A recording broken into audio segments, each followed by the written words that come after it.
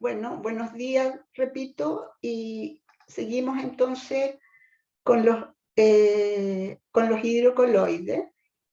Ay, ¿qué pasó? No sé, ¿no? Entro al tiro a la pantalla.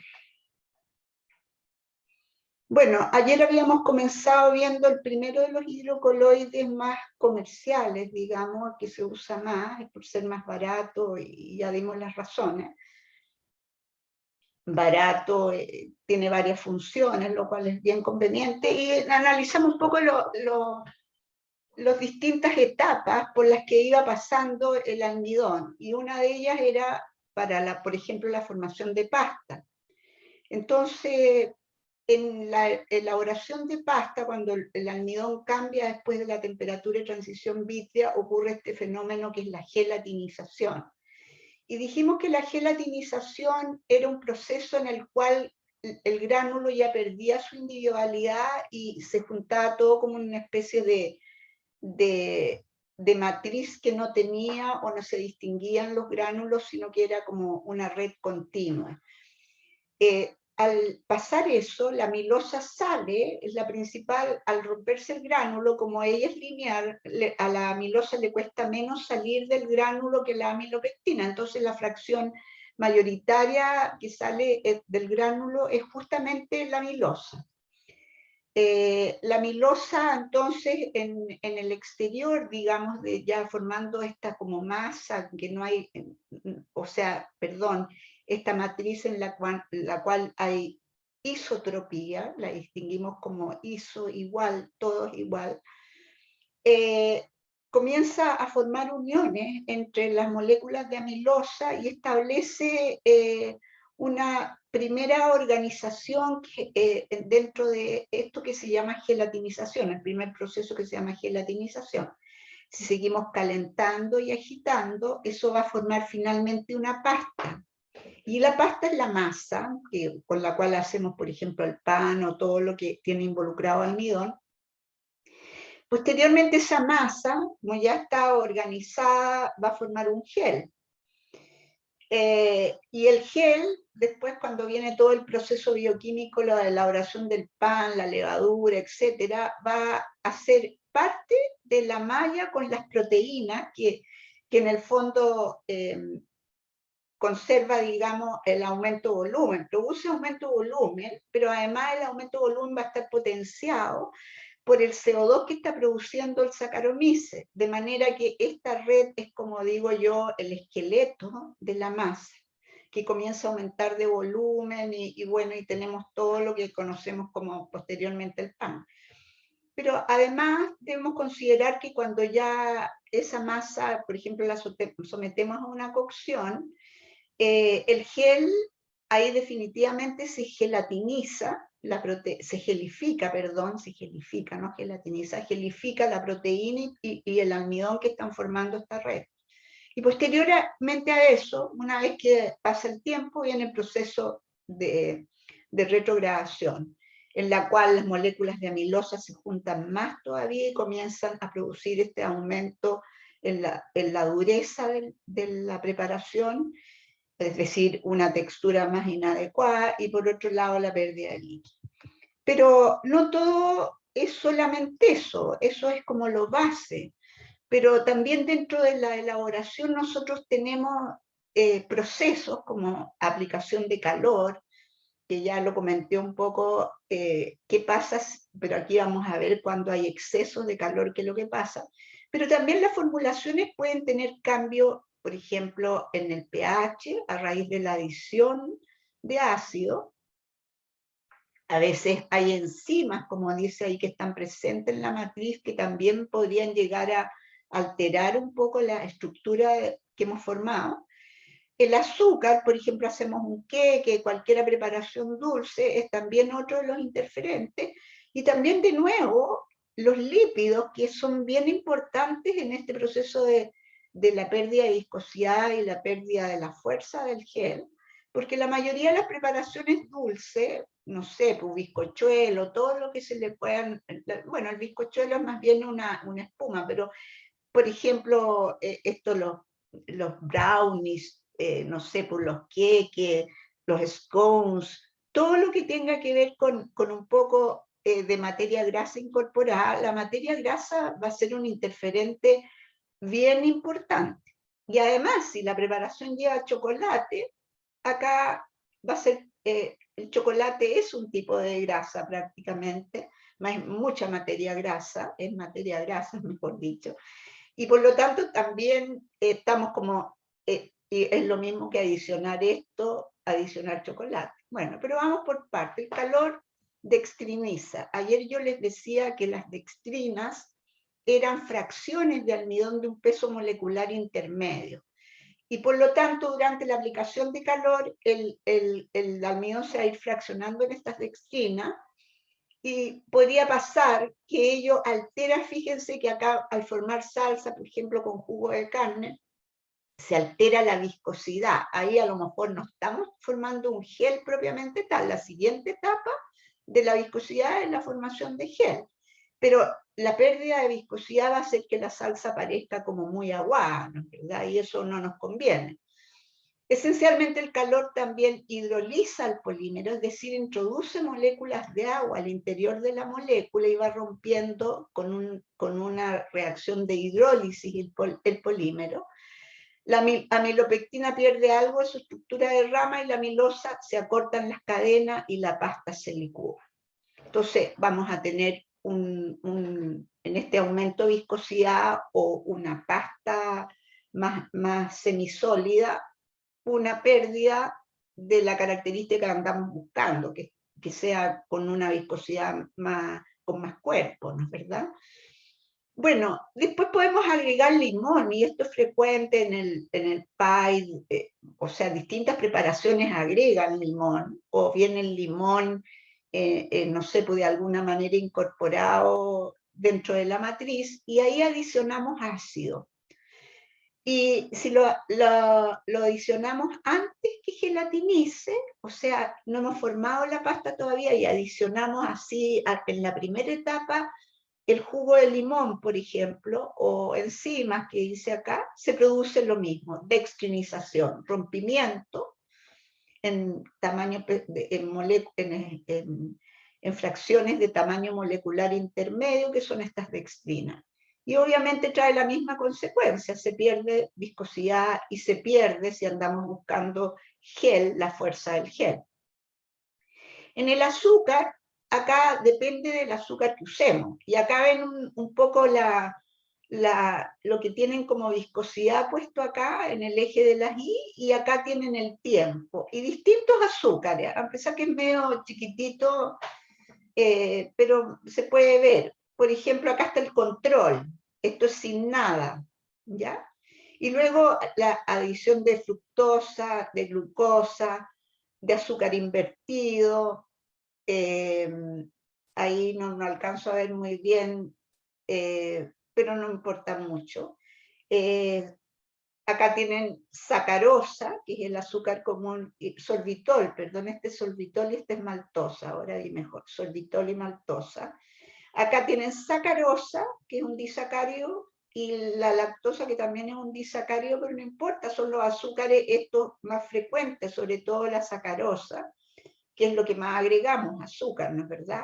El azúcar que echamos en los queques, etcétera, etcétera, el azúcar granulado. Y la lactosa que viene con la leche. O no sé si se agrega lactosa líquida, pero podría agregarse lactosa líquida medio raro, porque la gente intolerante, ahora que está de moda la intolerancia a la lactosa, no la quiere mucho. Pero fíjense si vemos la viscosidad, con esta adición de diferentes azúcares, y supongamos están haciendo una preparación culinaria,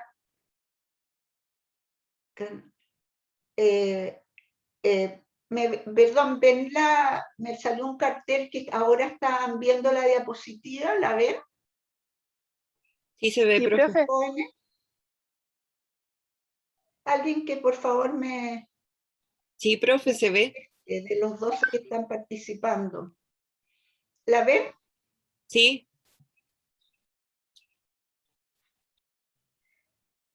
¿Profe nos escucha? No, bueno, voy a seguir porque no tengo ni siquiera chat. A ver, aquí hay un chat. Profe, sí se ve.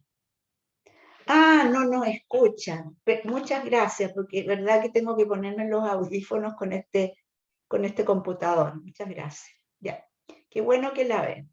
Entonces, siguiendo con lo que estábamos viendo, ustedes pueden ver acá que la viscosidad aumenta si yo agrego fructosa y glucosa y lo hace en muy corto tiempo.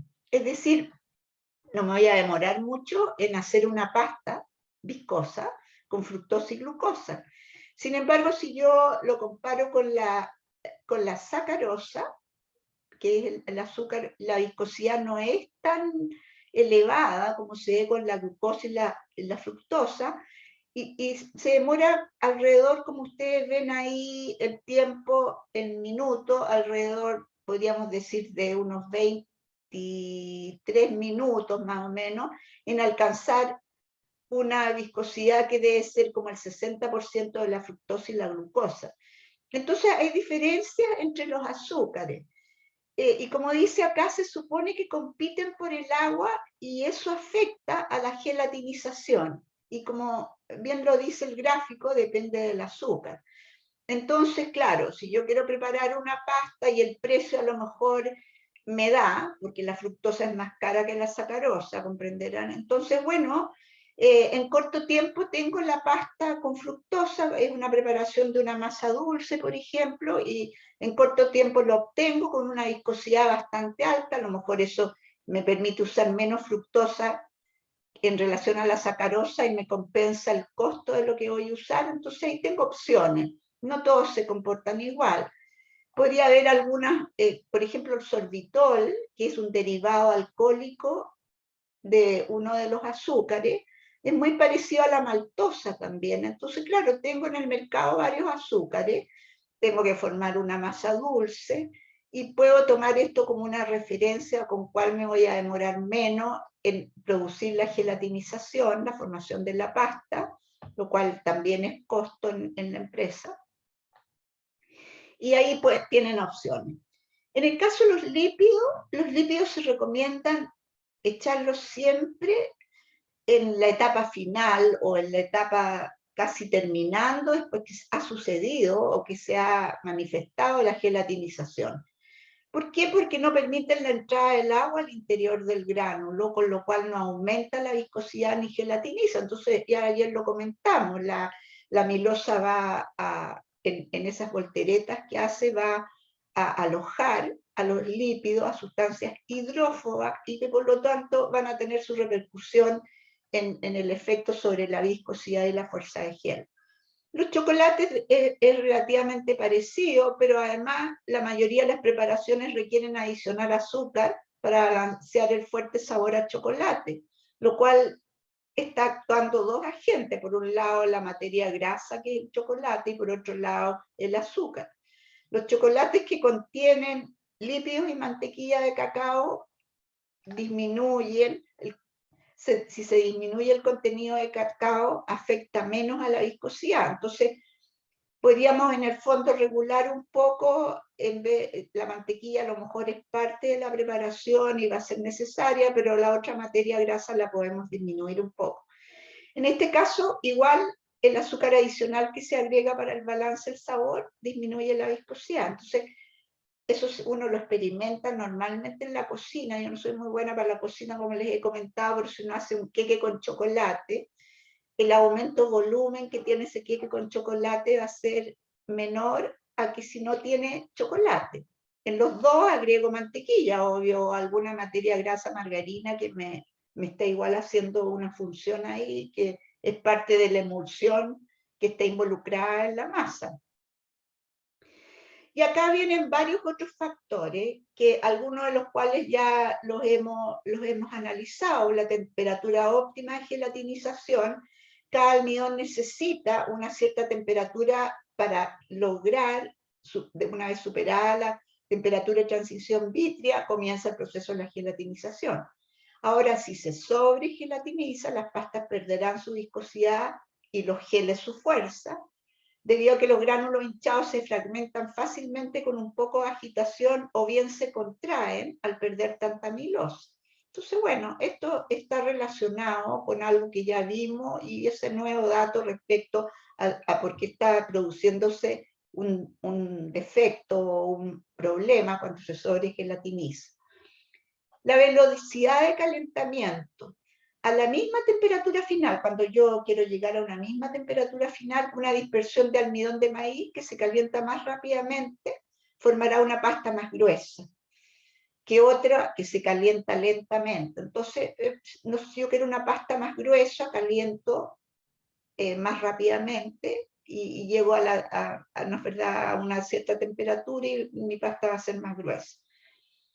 Tipo y cantidad de almidón, eso ya lo repasamos también. Aquellos que tienen más amilopectina serán más viscosos, porque la amilopectina es la fracción de la molécula de almidón que aumenta la viscosidad. Acuérdense, la amilosa era más bien gelificante, ayuda en el proceso de formar el gel, pero la amilopectina, por ser tan ramificada, tiene mucha agua involucrada con ella y por lo tanto es la parte que provoca más viscosidad. Mientras los que contienen amilosa tienen un gel más firme, más fuerte. La dispersión de almidón gelatinizado en el cual debido a la gelatinización los puentes de unión se han roto, también va a influir, es decir, la agitación como la hagamos, si la hacemos muy fuerte, porque somos torpes y no estamos usando lo adecuado, vamos a tener un daño en la gelatinización. Y por lo tanto vamos a tener que tener una cierta condición de agitar, pero no agitar excesivamente. Y luego finalmente el enfriamiento. Yo siempre pongo un queque, hice un queque y lo tengo que enfriar. ¿Y cómo lo enfrío? ¿Lo enfrío en el refrigerador o lo enfrío a temperatura ambiente? O peor todavía, lo pongo en el congelador. Bueno, en refrigeración y en congelador el aumento de energía por compensar la temperatura va a ser mayor, es una torpeza, pero puede ser que esté apurado y digo, no sé, lo voy a poner en el refri para cuando lleguen las visitas yo tenga el queque, no sé, listo. El enfriamiento impacta en la fuerza de gel. Si se enfría muy rápido, la amilosa no tendrá tiempo de formar la red tridimensional, o sea, la gelificación. Si se hace muy lento, las fracciones de amilosa tendrán la ocasión de acercarse mucho y la porción líquida no quedará atrapada y sale, y hay sinéresis. Y en ambos casos hay sinéresis. Entonces, a lo mejor lo más adecuado es hacerlo a temperatura ambiente y no dejarlo, por ejemplo, adentro del horno, apagado el horno, eso es muy lento, porque la temperatura del horno, claro, baja, pero sigue todavía muy calientito y lo estamos haciendo muy lento. Entonces lo más adecuado es sacarlo y ponerlo a temperatura ambiente. Y eso considerarlo siempre que estemos haciendo las masas. Factores adicionales que afectan también la gelatinización están puestos acá. Hay algunas sales neutras como cloruro de calcio, de litio, tiocianato de potasio que ayudan a la gelatinización. Entonces, si yo estoy en una industria y quiero potenciar a lo mejor la formación de los productos horneados que estoy poniendo, puedo utilizar esas sales que la potencian en la medida de lo que dice el vendedor técnico. No le voy a echar un exceso, pero le he hecho algo para que potencie la gelatinización. El azúcar ya lo vimos, pero además aquí hay un dato adicional. Altas concentraciones aumentan la temperatura de gelatinización.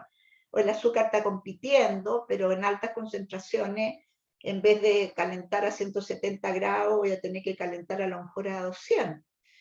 Y también tiene un defecto, podría producir colapso de queque al salir del horno, ya que por el azúcar el almidón no alcanza a gelatinizar y no forma la estructura, el esqueleto que la sostenga, y entonces vamos a tener un queque como hundido en el medio o una preparación que no alcanzó el volumen redondito arriba que queríamos, etc. Luego esto ya lo vimos, altas concentraciones de azúcar y de lípido en galletas y bajo contenido de humedad es conveniente, pues es como raro, pero no gelatiniza. porque ya sea esas masas quebradas que se llaman las galletas, la intención es provocar una masa como que se desmorone, que no tenga un corte limpio, como un queque, sino que todo lo contrario. Eso le da la textura, además, que nosotros andamos buscando en este tipo de productos. Y por lo tanto, lo hacemos a propósito, altas concentraciones de azúcar y de lípido, para provocar en galletas o en todas esas masas que no queremos una estructura, como digo, así como la de un queque. Entonces, con ello, con el bajo contenido de humedad y azúcar y lípido, el almidón alcanza a gelatinizar y le da la textura adecuada. Yo el año pasado hice una pregunta respecto a eso, pero no sé si este año la voy a hacer por si acaso, pero para que lo tengan presente cuando yo pongo preguntas de aplicación y les pregunto algo de aplicación. Bueno, acá un poco se repiten algunas cosas que ya vimos y me lo voy a saltar muy rápidamente. La estructura y tamaño del gránulo contribuye a la rapidez de la gelatinización y a la temperatura de su gelatinización, es súper obvio. Mientras sea muy grande y qué tipo de estructura tiene, si es, no sé, redondito, si es una redondela que tiene más bien es como truncado, etcétera, como un cono truncado, las distintas formas que tiene los almidones los gránulos del almidón, y por otro lado el tamaño, los milímetros que tiene, contribuye en la rapidez de la gelatinización en su temperatura de gelatinización. Ahora la firmeza de la pasta está dado por la amilosa, porque la amilosa es la que se une rectilíneamente y por lo tanto es capaz de formar un gel, y por lo tanto la textura de ese gel o la firmeza de la pasta también está influida por las moléculas de amilosa. Si contiene más amilosa, más alta la temperatura de gelatinización. Y acá esto se explica porque las moléculas de amilosa, por su linealidad, tienen una gran cantidad de puentes de hidrógeno, lo que implica más energía para romperlo y gelatinizar. La fuerza del gel, como dije, ya está absolutamente correlacionada con las moléculas de amilosa. Y bueno, lípidos y la amilopectina juegan como más bien en forma negativa en esa condición. La viscosidad, todo lo contrario, depende más bien de la amilopectina, y ya lo volvimos a explicar. La retrogradación, almidones con más amilosa van a tener más tendencia a retrogradar más fácilmente.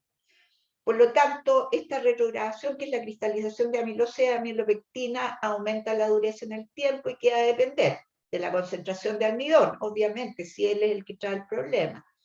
El tiempo de almacenaje, porque en la medida que aumenta el tiempo, más uniones se van formando entre las moléculas de amilosa y posteriormente de amilopectina. Y de la temperatura, porque como son procesos químicos, están también influidos por la temperatura. Mejor dejar una temperatura ambiente y luego a lo mejor una temperatura más de ambiente a frío, dependiendo de la preparación, porque un queque no lo vamos a poner adentro del refrigerador, ¿no es verdad? Pero bueno, hay que tener presente que también la temperatura está influyendo sobre el aumento de la retrogradación. Y en las mismas condiciones, el maíz, el trigo y la papa retrogradan igual y mucho más que, por ejemplo, un almidón de tapioca. Entonces, si yo estoy haciendo una preparación que quiere una vida útil más larga, la tapioca puede ser, que ahí en inglés se llama cassava, puede tener alguna importancia, digamos, de regular un poco más la retrogradación. Bueno, aquí hay ejemplos del rol del almidón en productos, como por ejemplo, un almidón con alta cantidad de amilosa puede producir un postre, como un flan, un pudding, muy duro. En cambio, un almidón con alta cantidad de amilopectina aumenta la viscosidad correcta, pero en un batido al consumirlo puede ser un batido pegajoso y lachudo. Por lo tanto, es importante las proporciones adecuadas de amilosa y amilopectina y jugárnoslas por el almidón más barato, pero también yo podría regular un poco con una mezcla de almidones los defectos que podría tener la preparación. Ya que hay algunos ejemplos misceláneos, por ejemplo, esto lo saqué porque lo encontré interesante.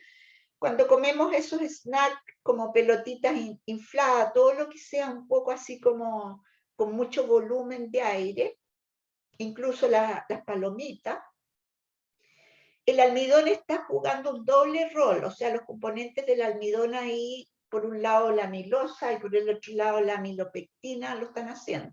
Bueno, en el caso de la palomita de maíz, en realidad no hay una extrusión, pero en los otros procesos que son industriales, no sé, pues esas bolitas infladas que uno le pone, no sé, pues a los niños, sobre todo en los cumpleaños, etcétera, etcétera, una serie de, yo no soy muy buena, soy buena para, para los dulces, pero esos dulces que tienen una estructura muy porosa, ¿no es verdad? Que son masas con estructuras porosas, pueden ser extruidos. Habría que ver el proceso, si tiene proceso de extrusión. Pero en todo caso, en alimentos extruidos se crea una buena estructura del producto y en este caso la amilosa es la responsable de formar un film o una película de almidón que se forma, como dice, por la asociación lineal de las moléculas de amilosa y forma una película alrededor de estas burbujas que van a ir formándose, que en el fondo están reguladas más bien por la amilopectina. La amilopectina atrapa mucha agua por sus ramificaciones y durante la aplicación de calor, que todo proceso de extrusión trae calor, se transforma en vapor de agua. El agua se transforma en vapor de agua, el que luego se evapora. Y ahí viene esto de que el aire al evaporarse, el agua al evaporarse es reemplazado por aire en la estructura. Y bueno, esto se iría como al medio ambiente si no fuera porque la amilosa comienza a formar una capa de un film de amilosa alrededor, por lo tanto las dos se potencian. La amilopectina le da esa sensación suave por el hecho del agua que se evapora y luego lo reemplaza el aire, que es como una espuma, digamos. Mientras alrededor de cada una de los alvéolos va a haber un film o película de amilosa que la está atrapando. Entonces, el producto extruido, el almidón, porque todos los productos extruidos, esos que les estoy comentando, se hacen con una gran concentración de polisacáridos. Entonces están haciendo el rol principal en algo que andamos buscando sensorialmente en ese tipo de producto. Por eso es siempre adecuado mantener una fórmula adecuada entre amilosa y amilopectina que aporte las características finales que deseamos en ese producto en particular. Podemos usar una mezcla de almidones nativos y potenciar con eso a lo mejor más amilopectina que amilosa, pero mantener un equilibrio, porque si nos vamos con uno demasiado, el otro no va a ser capaz de formar el rol que está cumpliendo, por ejemplo, en este tipo de producto. También es usado para la estabilidad de la congelación de productos congelados, pero hay que tener presente que o sea, después de la congelación, yo pongo a descongelar y voy a tener líquido. Y para lo que se usa el almidón es para regular la cantidad de sinéresis o de líquido que sale al final del producto. Bueno, y aquí hay una explicación de lo que está pasando durante la congelación. Durante la congelación los solutos se concentran en la matriz sin congelar, es decir, el agua forma cristales, pero queda algo de agua líquida, y ahí en esa agua líquida se van a concentrar todo lo que es soluble o que está incorporado en el agua. En la descongelación, la amilosa y la amilopectina de estas regiones se asocian, aumentan agregados insolubles. Al fundirse los cristales de hielo, el agua no puede ser absorbida por el gel. Claro, lo que queda ahí de amilosa y amilopectina podría actuar en contra, pero yo puedo regularlo según la congelación que haga. Y siempre la congelación lenta va a formar todo ese desastre, cristales grandes que rompen el gel, mientras la congelación rápida va a ser lo más adecuado. Y entonces no voy a permitir que en algún momento, más bien voy a permitir que la amilosa y la amilopectina potencien la incorporación de agua absorbida en el gel y no se queden mucho en esta agua, en el agua que no congeló, y aumenten los agregados insolubles de amilosa y amilopectina. Bueno, aquí lo dice, cristales grandes, congelación lenta, cristales grandes que rompen el gel, y también favorece la asociación entre moléculas de amilosa. Altos contenidos de amilosa también podría promover la cinéresis, por lo tanto lo podemos regular con una mezcla de almidones que tenga un menor contenido de amilosa y que potencie una mayor cantidad o un mejor equilibrio de los contenidos de amilosa. Alta estabilidad en almidones con lípido, hinchamiento limitado favorece la permanencia en el gránulo y se favorece la reasociación, que también podría llegar a provocar en la cinéresis, también regulando el tipo de almidón que estamos echando. Ahora, aquí hay pastas, como yo le decía, esto es medido a una transmitancia de 650 nanómetros y una solución al 1%. Es como experimental, pero nos dice qué tipo de pasta va a formar el almidón, y por lo tanto no nos equivoquemos tampoco, porque no vamos a hacer un flan transparente, como le decía ayer, porque nadie lo va a comer. Entonces hay pastas que son opacas, como son, por ejemplo, los flanes, los pudding, los aderezos, las salsas en general de maicena, ¿no es verdad? Una salsa transparente de maicena, no lo he visto, yo por lo menos no le pego tanto a la cocina, pero no es lo normal. Y factores que evitan la opacidad van a ser cadenas cortas de amilosa y amilopectina, almidones que tengan cadenas cortas de amilosa y amilopectina, aquellos que tienen menos estructura granular o una ausencia de estructura granular, y los maíces waxy, el trigo waxy o el almidón de arroz waxy, a pesar que el arroz es transparente, son más claros por la mayor concentración de amilopectina. Entonces hay que tener cuidado si yo quiero opacidad, y ahí tengo algunas cosas que podrían estar jugando en contra de la opacidad. Por otro lado, hay pastas que son claras. Yo no voy a comer una gelatina opaca. La jalea, por ejemplo, los rellenos con fruta, los syrup, que le llaman los gringos, que son como, no son syrup, son como unas especies de, les gusta en la mañana usar, por ejemplo, hacer una tortilla francesa y encima les colocan una especie de mermelada líquida que tiene que ser transparente, porque nunca existe esa como entre mermeladas líquidas opacas. Bueno, a lo mejor el uso de almidón no va a ser lo más adecuado, porque también podrían ser pectinas, pero hay que ver el pH, el cuento y qué sé yo. Bueno, ¿y cuáles son los factores que intervienen con la transparencia? Interacciones sucesivas entre polímeros que salen del gránulo, o sea, mucha amilosa saliendo del gránulo e interaccionando. Complejos que se forman entre los lípidos y la amilosa. Gránulos muy hinchados van a evitar que sea muy transparente, y el tiempo. Aumentan las interacciones de polímero de amilosa y amilopectina, sobre todo en el caso de almidones de cereales, y la claridad va a ser siempre más alta en aquellos que no son cereales. Miren, los cereales están al final. La papa produce una preparación transparente, la tapioca, le sigue la tapioca, le siguen los derivados waxy de los cereales, y finalmente los cereales. Entonces, si yo quiero una preparación clara, mejor uso, o transparente, uso almidón de papa, almidón de tapioca, almidones waxy, y voy a dejar un poco a un lado los de cereal.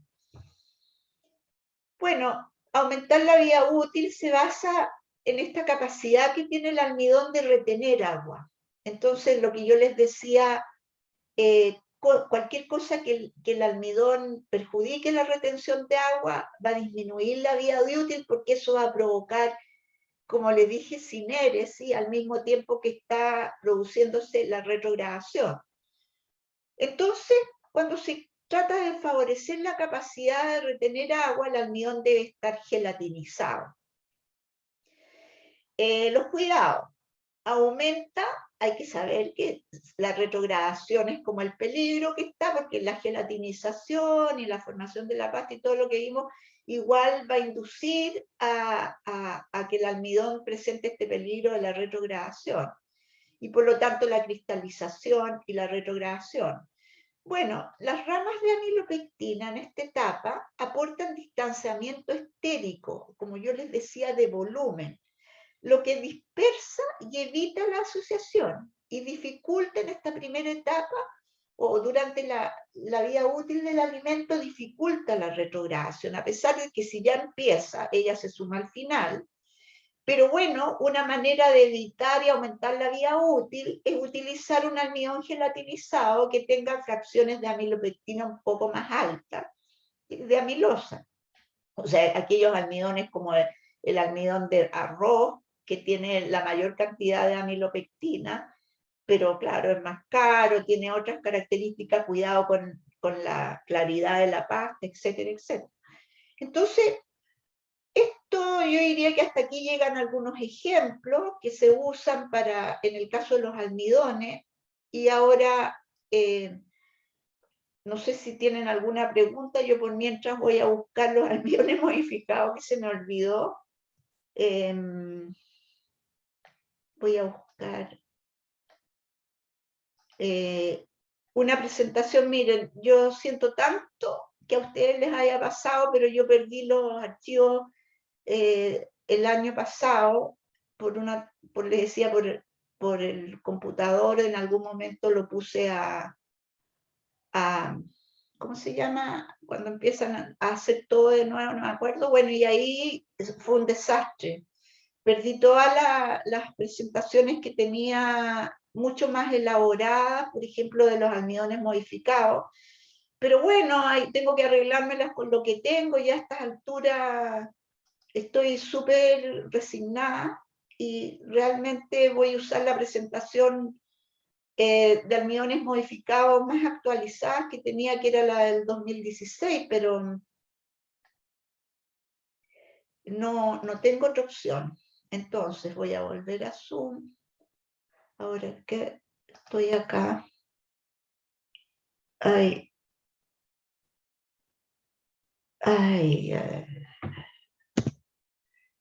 Perdón, volví todo a cero porque hice una torpeza. No sé si por mientras me quieren hacer alguna pregunta. No, profe. Ya, entonces vamos a ubicar de nuevo la presentación, que la tonta apreté justo el botón que no debía. Tenía, como les digo, en todos los otros, una presentaciones mucho más actualizadas, pero ya, bueno, hay que resignarse a hacer lo que uno pueda. A ver, bueno. ¿Ven la presentación, joven? Sí, profe. Ya. Bueno, acá tienen una presentación de unos dibujos en el fondo, o fotos de almidones nativos modificados. Acá tienen de maíz modificado, como ven, de arroz modificado, de papa. Acá está el de trigo, creo que es el de trigo. Voy a bajar un poquito. El de tapioca. Bueno, acá les presento la tapioca cazada, como ven, es un tubérculo. o una raíz, mejor dicho, de la cual se saca el almidón acá. Y el grupo de los modificados, como pueden ver, se parece mucho a los maíces, a los que son naturales, almidones naturales. Acá tienen algunos ejemplos de almidón modificado de papa y tapioca. Se pueden usar, por ejemplo, la papa y la tapioca forman puentes intermoleculares de hidrógeno débiles, los hacen elasticizar fácilmente, forman pastas de alta viscosidad que se adelgazan rápidamente frente a la agitación. La papa en particular forma pastas claras, viscosas y blandas, usada en productos extruidos de cereales, sopas, mezclas de queque. La tapioca forma también pastas claras, pero a diferencia de estas, a lo mejor más cohesivas y que forman geles más lentamente en el tiempo.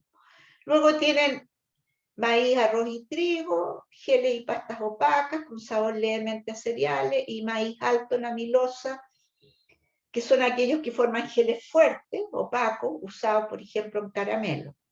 Algunos usos del almidón. Aquí me lo voy a saltar, pero lo pueden leer, los conceptos de cohesión, adhesión y capilaridad que están involucrados de repente en las partes tecnológicas de uso del almidón. Y acá entramos de lleno a las tecnologías de producción, por un lado, de todos los derivados del almidón, y por lo otro, en particular, de los almidones modificados. El almidón es muy generoso, como ustedes pueden ver acá.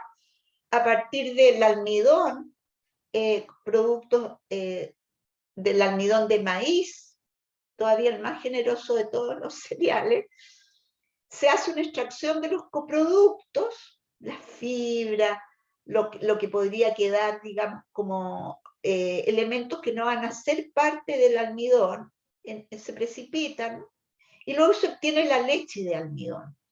Y a partir de esta leche de almidón, miren, vámonos a lo más simple, la rompemos el almidón en todas sus unidades formativas, hacemos una hidrólisis y podemos producir maltodextrinas, o sea, dextrinas de peso molecular intermedio, ¿no es verdad? Generalmente que tienen una gran concentración de maltosa, o podemos producir jarabes de glucosa, jarabes de fructosa también, pero acá están en particular señalado el jarabe de glucosa porque es la unidad base del almidón, ¿no es verdad? Y luego podemos producir glucosa líquida, por ejemplo, glucosa que vamos a usar en un queque en vez de sacarosa, como les señalaba los distintos azúcares. Entonces, tenemos los productos de hidrólisis. Como yo les decía, estos jarabes, a lo mejor a nosotros en la industria los usan a veces porque son con un poder edulcorante mucho más alto y con menos problemas porque son líquidos y su incorporación es más fácil a lo mejor en el proceso. Son más caros porque involucran más tecnología, ¿no es verdad? Estar hidrolizando el almidón, pero estos productos de hidrólisis son muy populares, eso es lo que quiero decir, pareciera que no, las maltodextrinas se usan para potenciar los productos farináceos, por ejemplo, las pastas de harina de trigo, etcétera, etcétera. Entonces, tenemos acá una gama de productos de hidrólisis. Luego tenemos en el almidón algo que ya repasamos, los almidones nativos, en el cual la leche de almidón por un simple secado, bien hecho por supuesto, nos va a dar este polvito blanco que es el almidón nativo. Otras veces, primero se cuece la leche de almidón, con lo cual se hace una pregelatinización, y se tienen almidones pregelatinizados. Otras veces se usa un tratamiento térmico más intenso que se llama la torrefacción, en la cual el almidón se rompe en fracciones de dextrinas usables, como decía, maltodextrinas, dextrina usable en la industria de masa. Entonces lo rompo ahora más bien con un proceso térmico más intenso, la torrefacción, y luego puedo también a través de esta leche de almidón sustituirle algunos grupos químicos al almidón nativo y tener los almidones con un tratamiento químico, por ejemplo, los almidones modificados, de los cuales están estos almidones sustituidos.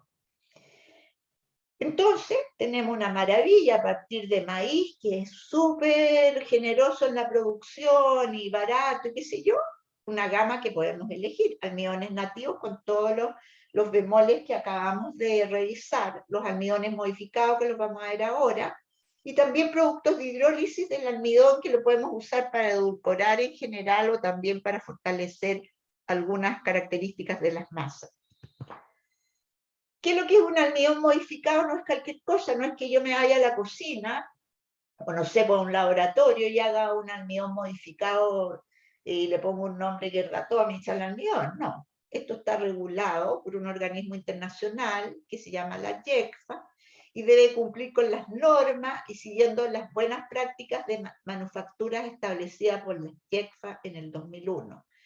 ¿Y qué es lo que es? Es un almidón que tiene una o más de las características originales alteradas, con procedimientos autorizados por las normas y las buenas prácticas de JECFA. Entonces, no es que la empresa Tombuctú, no sé, o cualquier empresa química decida hacer almidón modificado porque es un negocio muy conveniente, no sé, se usa mucho, la industria de alimentos es poderosa, y por lo tanto voy a tener un buen negocio, no. Tiene que estar autorizado. ¿Y por qué? Porque acuérdense que acá estamos cambiando una molécula natural a una molécula modificada químicamente, y todo debe pasar por finalmente ensayo que al final certifiquen en el fondo que no le producen daño al consumidor. Que le produzca un alimento maravilloso, estupendo, pero que al mismo tiempo no produzca daño a las personas que lo están consumiendo. Y acá un poco la explicación de lo que es JECFA. Está involucrada la FAO, la Organización Mundial de la Salud, tan de moda ahora con el coronavirus. Entonces no es cualquier cosa, y los almidones a los cuales podemos recurrir están puestos todos, ¿verdad?, en el listado de los incluso en el reglamento sanitario nuestro de los que se pueden consumir. ¿Cómo se llama? Ya se me olvidó donde están todos los aditivos y los ingredientes que uno puede agregar a los alimentos que son totalmente, o por lo menos certificados, que son inocuos. Bueno, la modificación, como la vimos anteriormente, la podemos hacer física, usando calor o humedad, o una modificación química que tienen distintos grupos químicos, éteres, éster. Podemos hacer un tipo de almidones que se llaman entrecruzados, todos los cuales vamos a revisar, o haciendo injertos, ¿no es verdad?, de una cierta molécula dentro del almidón. Y esto nos permite formar almidones, qué cómodo, a la medida para el sistema alimentario. Y entonces yo voy a tener un almidón que me va a servir mucho más, a lo mejor, que el nativo, y que me va a cumplir una algo funcional mucho más rentable que a lo mejor un almidón nativo. Y no voy a tener, por sobre todo, retrogradación tan inmediata. Igual la retrogradación se podría llegar a producir en algunos, pero le doy una vida útil mucho más alta. Bueno, ¿cómo podemos hacerlo físico? Pregelatinizando, a través de ¿cómo se llama? En cubierta, roll spray en tambores, ¿no es verdad?, por spray, o una pregelatinización térmica. Y luego químico, lo puedo hacer por un proceso de degradación, otro proceso de sustitución, o otro proceso que se llama de entrecruzamiento. Y acá podemos hacer, por ejemplo, a través de un proceso químico de degradación, puedo usar acidificación, oxidación, la formación de declinización. En sustitución, puedo usar ésteres, agregar grupos químicos a través de una unión éster o éter. O acá puedo hacer un entrecruzamiento, vamos a ver más adelante, que generalmente son del grupo, de este grupo se entrecruzan entre ellos y se forma un almidón entrecruzado. Bueno, acá hay un cuadro mucho más exhaustivo y a lo mejor más complejo, pero con algunos nombres ya más involucrados los grupos químicos que están en cada una de las etapas. Por ejemplo, en la etapa de reducción, almidones parcialmente reducidos por oxidación, reducción hidrolítica, reducción enzimática, dextrina, almidón dialdehído, carboxilado, etcétera, etcétera. Por sustitución, éteres y ésteres, y acá tienen éteres aniónicos, no iónicos, catiónicos, con grupo carboximetil, con grupo hidroxialquil, con amonio cuaternario. Y entre cruzamiento, diéter o diésteres. Los entrecruzados parecen raros, pero van a salir más adelante. Los sustituidos. ¿Qué características tienen del grupo que acabamos de nombrar? Varían según la fuente. Hay el tipo de almidón, digamos, según las condiciones como yo lo elaboro, o sea, como lo, perdón, no yo, sino como lo elabora el fabricante de almidón modificado, en lo cual es muy importante la concentración de almidón del reactante, el tiempo de reacción, el pH que se utiliza durante ese proceso y la presencia de catalizadores. Entonces, podría yo tener la misma fuente, pero con distintos procesos, ¿se fijan? Entonces, aquí hay algo que nosotros no estamos manejando, pero que lo tengo que tener presente, que se elaboran con condiciones de reacciones que involucran todos esos factores que pueden ser un poco distintas. Y eso da más versatilidad y más problema en la elección a lo mejor. Hay distintos tipos de sustituyentes, puede ser como decía, un éster, un éter, o sea, por unión éter o unión éster, yo puedo unir distintos carboximetilcelulosa, distintos grupos químicos que van unidos ahí. Cantidad de sustitución puede ser muy rala, muy poca, o puede ser muy abundante las sustituciones que hicimos en el almidón. Y la distribución del sustituyente. Entonces, tenemos varios factores de variación. Aquí yo puse dos ejemplos de los más populares.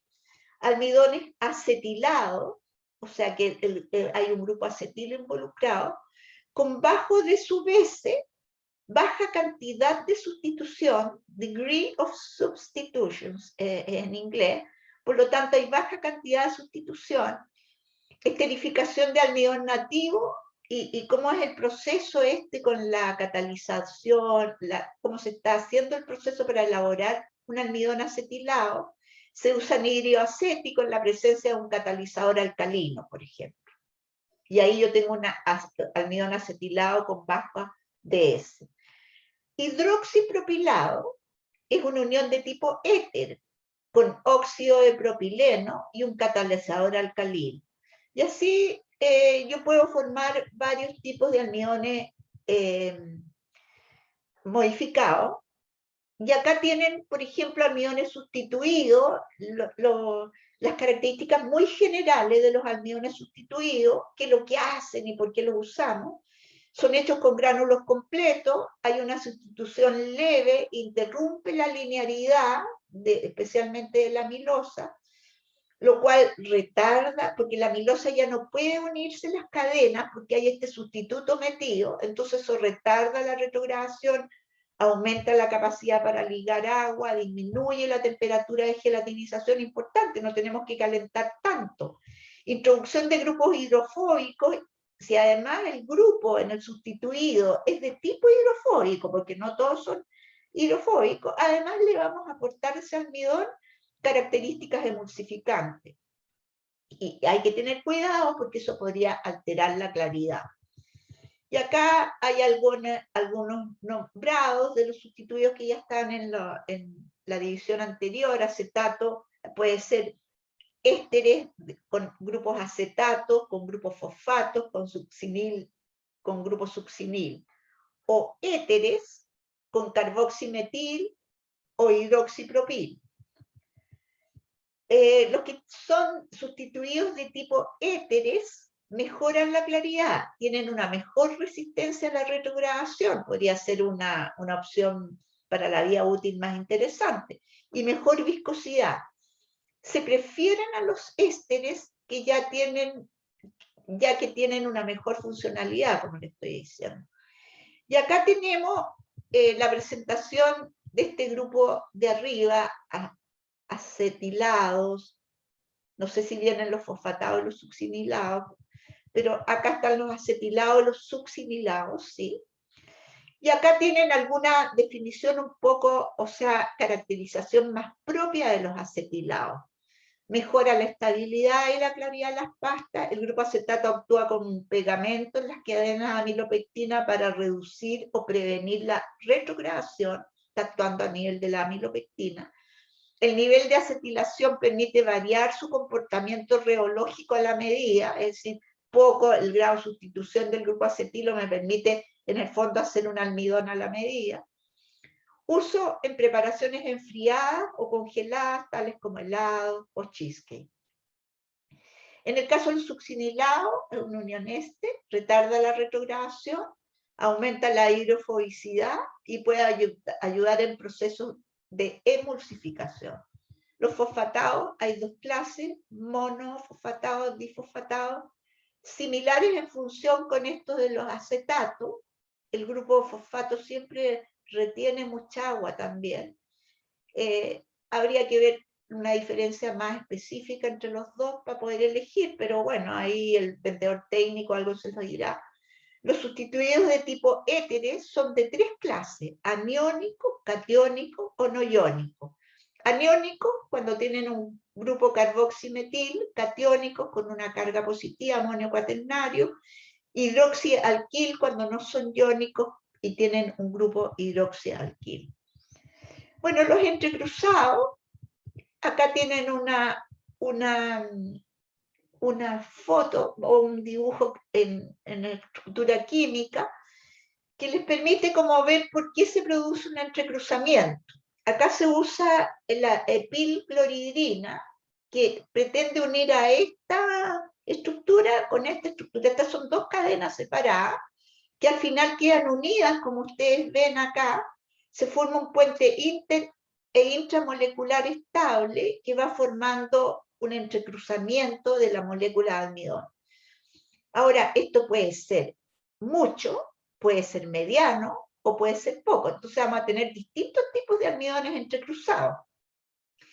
Varían en el grado de entrecruzamiento, pero además, dentro de la estructura, yo podría tener, por ejemplo, en uno de los carbonos acá, por ejemplo, en este carbono de acá, podría tener una sustitución, carboximetil, hidroxipropil, cualquiera de las que hemos nombrado. Entonces podría ser sustituidos y entrecruzados a la vez. Son un poco más convenientes, vamos a ver más adelante, porque nos dan la gama de usarlo con distintas condiciones de procesamiento. Reducen la elasticidad de los almidones nativos, son más tolerantes, miren, a la agitación, al cizallamiento en el proceso. Además son menos afectados por el azúcar y el ácido, y también son resistentes a otra acción de proceso que comúnmente usamos, que es el calor. Entonces, para tener menos problemas, a lo mejor vamos a comprar un entrecruzado, y acá tienen, dentro de los entrecruzados, aquellos que son con un entrecruzamiento suave, mediano y alto. No todos sirven para todo. Estos se usan en alimentos neutros, ligeramente ácidos. Los medianos se eligen para alimentos muy ácidos, disminuyen la gelificación en productos enlatados, hay que tener cuidado. Se usan en alimentos conservados a bajas temperaturas. Y los que tienen un entrecruzamiento alto, procesos de altas temperaturas y de una fuerte fuerza de cizalla. Ustedes podrían decir, me ahorro el problema y compro uno de alto, pero ¿para qué? Si en el fondo van a estar a lo mejor gastando más y lo que necesitan es alguno con un entrecruzamiento suave.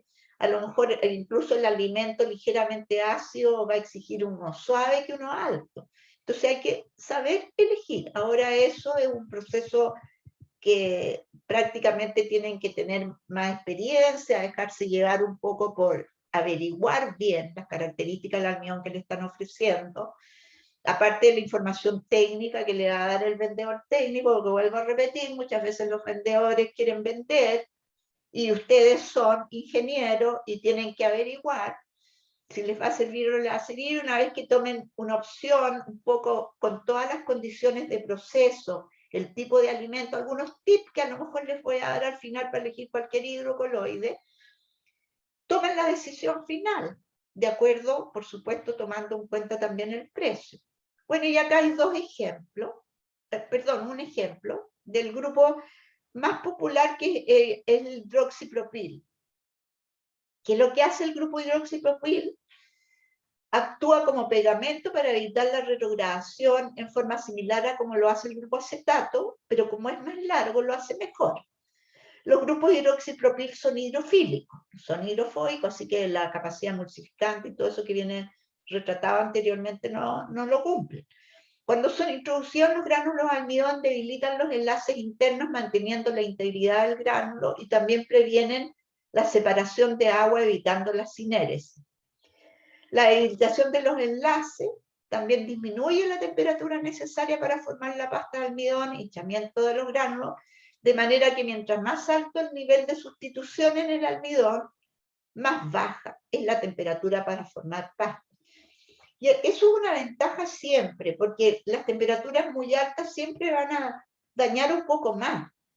Entonces, claro, si estoy pasteurizando, si estoy cocinando, un proceso de cocción, etcétera, etcétera, es más conveniente usar la temperatura necesaria, pero no excesiva, porque o dañamos el almidón, o dañamos las proteínas, o inducimos más rompimiento de lípidos y con ello oxidación de lípidos, etcétera, etcétera. Entonces, esto también nos regula la temperatura que tenemos que estar usando en el proceso, y nos permite usar con más libertad temperaturas más bajas. No bajas, porque tenemos que alcanzar la temperatura en algún momento necesaria para denaturar las proteínas y ayudarse que las proteínas están cumpliendo una función ahí. Pero por lo menos no tenemos que usar una temperatura excesiva. Al mismo tiempo, la maravilla, previenen la retrogradación durante el almacenaje.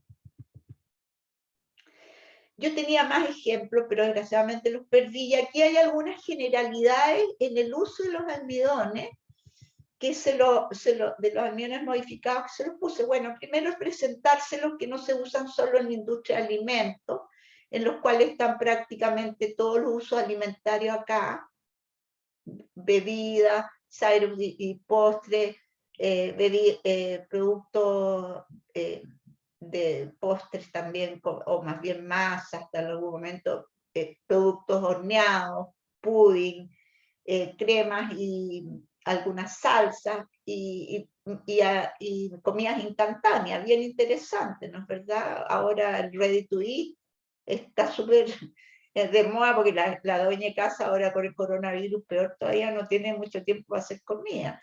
Entonces, todo esto se usa, como ven, en toda la gama de alimentos, pero tienen otros usos también, que no son alimentarios, que están puestos acá. Por decir, en cerámica y construcción, para medicina, farmacéuticos, textiles, colores y printing, colores y impresiones, todo lo cual le da a esta maravillosa gama de los almidones de maíz y de papa, modificados o no modificados, un gran uso. A nosotros nos interesa la industria de alimentos. Y acá hay una presentación de en inglés, por supuesto, en billones de dólares, lo cual les pueden dar una idea de la plata que se está moviendo, que la hizo el Trans Market Research, el mercado global para el almidón de maíz, y ustedes pueden ver que en qué lo que se usa aquí como edulcorantes es esta primera, luego los almidones modificados, que son los verdecitos, y los almidones nativos. Y las proyecciones son bastante auspiciosas. Esta es una proyección del 2016 al 2024, y podemos ver que siempre algodón como edulcorante tiene un pic más alto, o sea, lo que más se usa. Pero los modificados se mantienen como el segundo forma de usarlos más frecuentemente. Casi conservan su uso, y acá lo tienen los almidones nativos también, o sea, están cercanos los almidones nativos. Y acá están los usos por sector alimentario.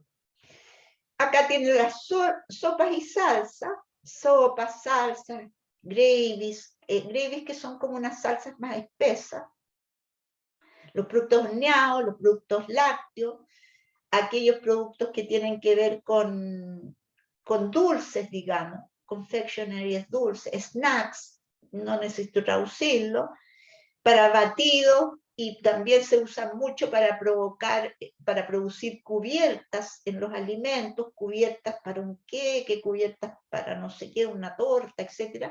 Y los productos cárnicos, fíjense, aparecen como estas funciones principales como ligantes, binders, como viscosantes, como formadores de film, y como texturizantes, aquellos que aportan textura. Y acá tienen como N los nativos. Aquí aparece una N, ese es nativo. X es entrecruzado, aquí aparece un entrecruzado, ¿no es verdad?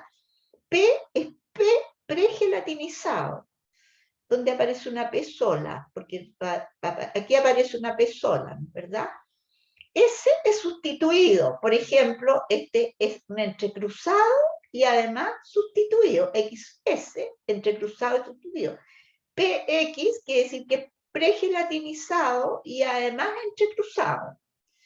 Y entonces uno puede ver, no sé, pues hay, por ejemplo, en el caso de productos lácteos, miren, como texturizante, la gran cantidad de almidón que yo podría tener opción de usar en un producto lácteo, como viscosante un poquitito menos, y como ligante, el natural, el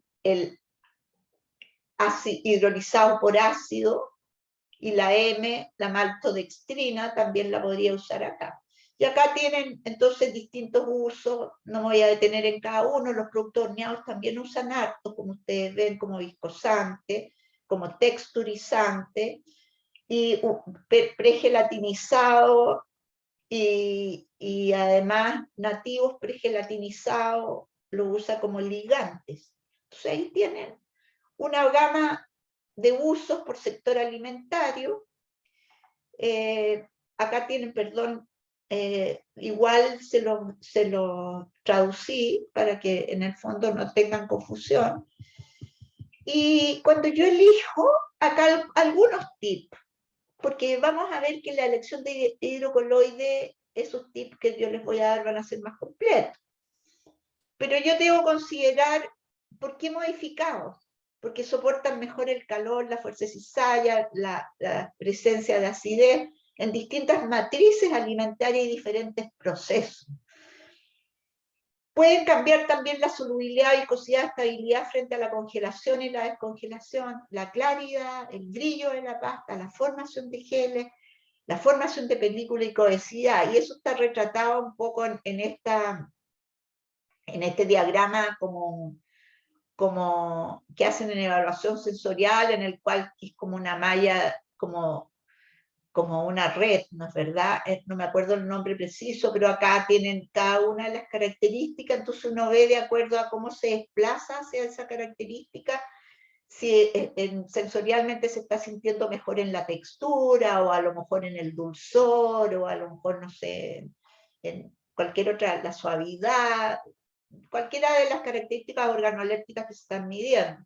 Entonces, está dando claridad, a lo mejor uno de estos es la claridad y la opacidad. Entonces, si esto se desplaza mucho hacia acá, por ejemplo, acá tienen la evaluación sensorial de un producto, eso se lo explicar yo creo que Carla, y está mucho más desplazado hacia estos dos, o sea, desde el centro, este es el más desplazado, entonces se está sintiendo, no alcanzo a ver tan chiquita la letra, pero supongamos que esto es la suavidad y esto muestra la opacidad, estoy suponiendo, ¿ya?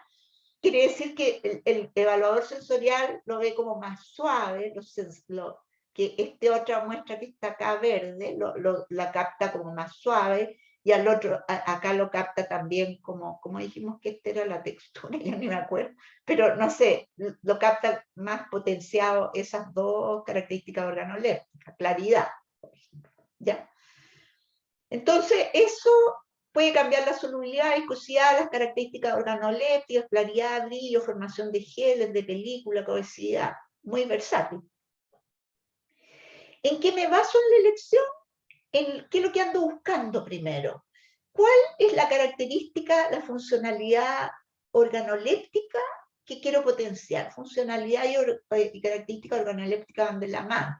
Entonces, ¿qué es lo que quiero? El mouthfeel, cómo lo siente en la boca, la suavidad, la sensación de mascar, etcétera, etcétera. La textura, si en el fondo se presenta, no sé, pues yo lo veo como, voy a inventar, como un postre que tiene una textura más dura o una textura bien blandengue.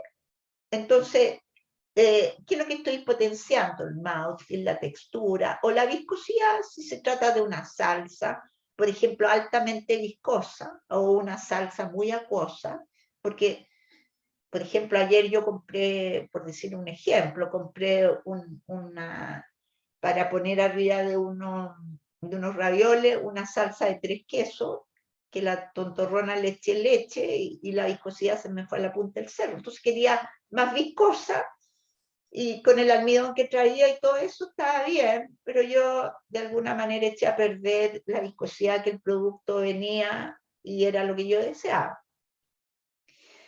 Formulación, tengo que tomar en cuenta qué va aparte acompañando al almidón o a la matriz que tiene almidón. Grasas y complexantes, es un queque o no tiene grasa, es un pan, una lluvia que prácticamente no, perdón, un pan, una marraqueta que no tiene grasa o la lluvia que tiene grasa.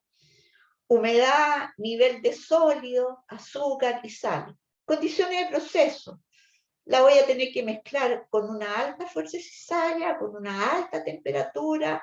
Además tengo involucrado ingredientes que bajan el pH y que destruyen especialmente a los almidones nativos. Y luego, una vez que he superado ya la formulación, me tengo que preguntar ¿cómo va a ser la distribución? ¿Lo voy a mantener refrigerado a temperatura ambiente? ¿Es necesario congelarlo? Entonces, los parámetros de distribución, especialmente las condiciones de almacenaje y la temperatura. Porque el problema de nosotros no termina en la formulación, termina cuando lo tenemos que almacenar para ser distribuido y además todo lo involucrado al mercado, que ustedes creo que lo ven con Elena Caviero, según ella dijo ayer, lo ven también, es decir, buscar el grupo objetivo al cual están destinando el producto, ver los competidores, o sea, llegar finalmente a un prototipo 9, como dije yo, ya útil en el mercado, porque resulta que hicimos algo que es igual a otra cosa que está en el mercado, embarramos. Pues entonces tenemos, claro, ahí estamos hasta las condiciones de almacenaje y temperatura, pero yo tengo que tener en mente también lo que me va a involucrar la comercialización de ese producto, todo, el costo versus los competidores, etcétera. Bueno, y acá hay algunas características organolépticas deseadas relacionadas a la textura, al mouthfeel, a lo que yo siento en la boca y la viscosidad. Y acá tienen una descripción de texturas granulosas, suaves, cohesivas, muy gelificadas, que pueden ir de suaves a muy gruesas.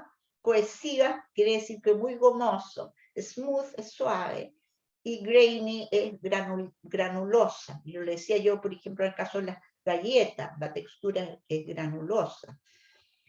Si yo estoy hablando de viscosidad, una viscosidad que es el cuerpo, lo que le da al cuerpo, puede ser alta, muy delgada, larga, quiere decir que yo al introducir la cuchara y la separo, se produce como una especie como de subida de esa pasta que yo tengo ahí, larga, o corta, que realmente saco la cuchara y no se produce esto como algo de desplazamiento, como una hilachú, no sé cómo describirlo. Entonces tengo un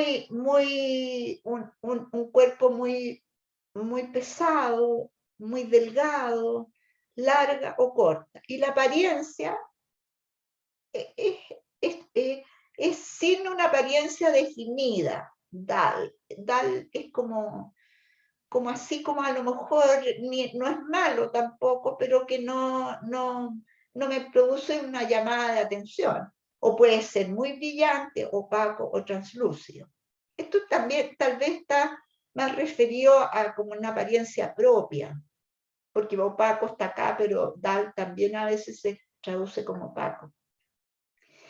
Y luego en el sabor propiamente tal organoléptico podemos sentir sabores extraños provocados por las grasas o las proteínas, sabor a cereales.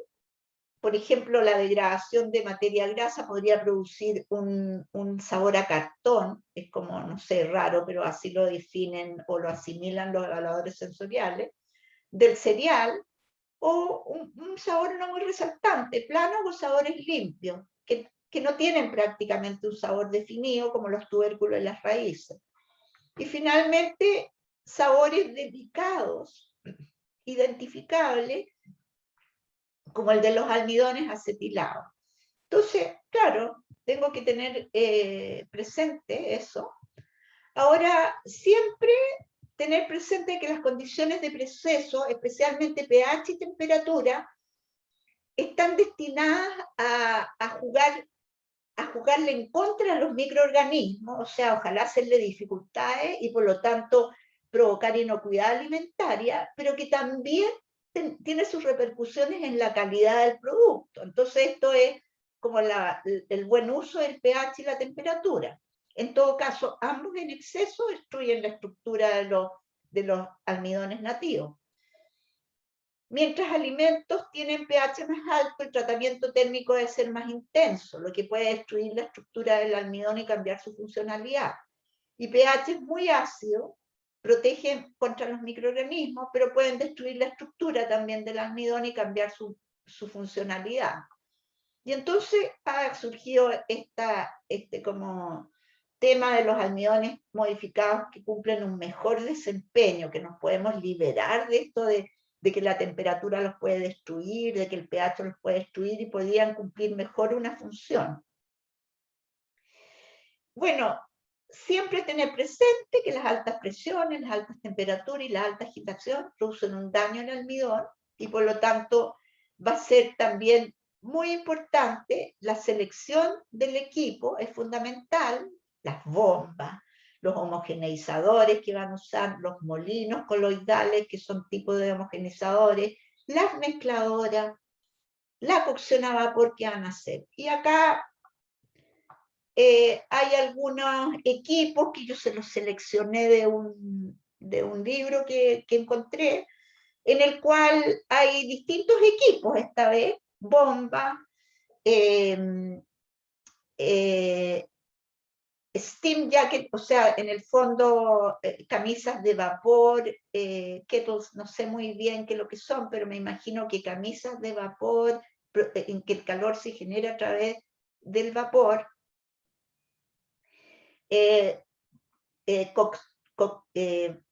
marmitas, podríamos decir, o de alguna manera equipos para cocción y para enfriamiento, equipos para o sea, cocción a través de vapor. Ahora, jet cookers, yo me imagino que son cocción a través de un sistema más rápido de introducción del vapor, eso te van a preguntar a un ingeniero. Esto es a través del retortamiento, extrusión, cocción por extrusión, molinos coloidales y homogenizadores. Y acá las condiciones de procesamiento, que es lo que producen, por ejemplo, bombas de bajo a alta fuerza, o sea, de una alta fuerza de agitación, de bombeo o de un bajo bombeo. Y acá las distintas condiciones que no me voy a detener en cada uno. Por lo tanto, ustedes como ingenieros tienen que hacer un diseño de la planta, van a tener que informarse bien del tipo de equipo y van a tener que tener presente que si está involucrado el almidón nativo por sobre todo es muy susceptible a esos tres factores que acabamos de nombrar. Altas presiones, por ejemplo, que se producen en el proceso de extrusión, altas temperaturas, también, si que no regulan la temperatura en la extrusión, siempre se regula por una chaqueta de agua fría que va alrededor del extrusor, o alta agitación, podrían llegar a producir daño en el almidón. Entonces ahí tienen un poco algunos tips para elegir los equipos. No es mi tema, así que se los agradezco si se lo preguntan más bien a Fernando Osorio, a la gente que son ingenieros, pero tienen que involucrarse también en eso, por algo son ingenieros en alimentos. Bueno, estoy justo en el tiempo. El siguiente tema, voy a tratar de fortalecer algo más del Carragenán, porque también Perdilo tenía una presentación mucho más completa. Yo no sé si alguno de ustedes, bien Computini, me puede ayudar, si uno puede sacar del video en el cual yo hice la clase, el PowerPoint del video. ¿Se puede hacer eso o es muy enredado? Porque si no voy a tener que hacer todo de nuevo. ¿No? ¿No saben? Profe, y sacar captura de pantalla de la presentación y después ponerla en un nuevo PPT. Ah, ya. Qué buena idea. Voy a buscarlo y voy a ver si puedo hacer esa captura de pantalla de la presentación más avanzada que tenía Carragenán. Las pectinas, por suerte, la tenía en el computador viejo. Seguramente pasé Carragenán y después pectina y alcancé a salvar pectina. Pero muchas gracias por la idea, me gustó. Así que la próxima clase vamos a ver Carragenán. Lo de las pruebas he avanzado solamente poniendo el listado, ahora me toca, y la manera como voy a ir haciendo la retroalimentación, que es bastante lento, pero lo hice ya, y voy a tratar de tener los resultados la semana que viene, y si no, ténganme paciencia nomás, porque me demoro mucho.